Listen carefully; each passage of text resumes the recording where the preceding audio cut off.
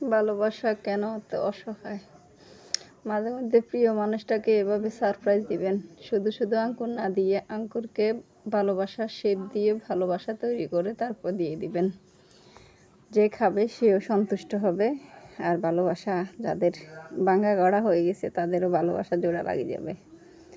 তাই চেষ্টা করুন সুন্দরভাবে পরিবেশন করতে।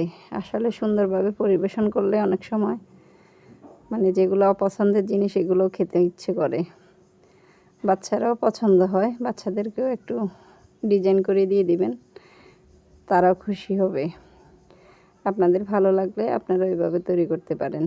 আর ডেকোরেশনের জন্য অনেক সুন্দর, ঠিক কিনা ভাই বোনেরা? এটা আঙ্গুর দিয়ে করছি, কেমন হয়েছে অবশ্যই জানাবেন। সবার জন্য ভালোবাসা রইল। শেষ আজকে তো 4 দিন ঈদের, ঈদটা চলেই গেল। সবাই ভালো থাকবেন। আল্লাহ হাফেজ।